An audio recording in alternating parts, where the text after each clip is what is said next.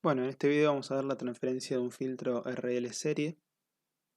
Entonces el circuito que proponemos es el siguiente, con un inductor y un resistor en serie. Y queremos calcular su transferencia, o al menos hacer un gráfico aproximado de su transferencia, sabiendo que la transferencia se calcula obviamente en función de la frecuencia. Y queremos hacer transferencia de tensión B2 sobre B1. Entonces, empezamos analizando los componentes. Tenemos una resistencia, un resistor, que la impedancia es igual a la resistencia, que no depende de la frecuencia. Por otro lado, tenemos ahora un inductor. Eh, la, la impedancia de un inductor se calcula como J por omega por L, que sería J por 2pi por F por L. Es decir, que sí depende de la frecuencia, está involucrada la frecuencia en el valor de la impedancia inductiva, esa ZL.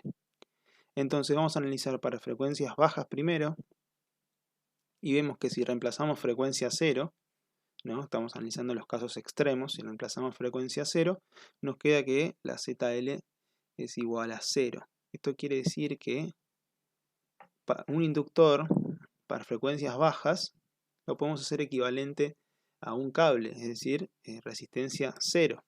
Nos está dando 0 ohms arriba el módulo de la impedancia de ese inductor. Entonces podemos decir que a frecuencias bajas un inductor es una llave cerrada. Ahora, para frecuencias infinitas, digamos, estamos analizando, repito, los casos extremos, vemos que la impedancia de ese inductor, reemplazando infinito, si se quiere, obviamente esto es un límite de la frecuencia tendiendo a infinito, nos termina dando una impedancia de ese inductor de infinitos ohms en módulo.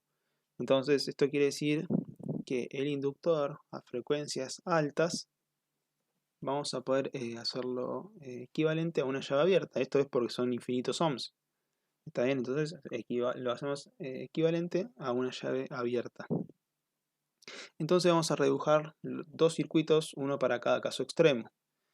Estos son los casos extremos, ¿no? Donde tenemos en frecuencia baja, dijimos que el inductor lo hacíamos una llave cerrada. Y en frecuencias altas dijimos que el inductor lo hacíamos equivalente a una llave abierta. Teniendo en cuenta que la transferencia que estamos buscando es la de tensiones, es decir, B2 sobre B1 en función de la frecuencia, nos queda una transferencia del filtro que es la siguiente.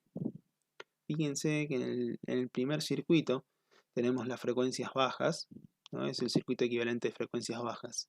Y si vemos, tenemos que la tensión B2 es igual a la tensión B1. Entonces, si reemplazamos en la fórmula de la transferencia que tenemos a la derecha, B2 al ser igual a B1, nos queda que la transferencia vale 1. Por eso, en el gráfico, en frecuencia igual a 0, arranca en 1. Ahora, si nos vamos al otro caso, que es el caso de frecuencia infinito, que es el segundo circuito, fíjense que la tensión B2 es 0, digamos. Como no hay corriente, al estar la llave abierta, no puedo medir tensión, así que no hay diferencia de potencial, no hay caída de potencial en esa resistencia. Así que en la transferencia, si reemplazo 0 en B2, me da una transferencia igual a 0. Por eso en infinito termina tendiendo a 0 ese gráfico.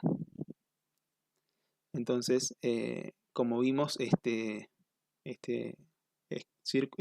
gráfico nos da un filtro pasabajos o LPF de inglés Low Pass Filter.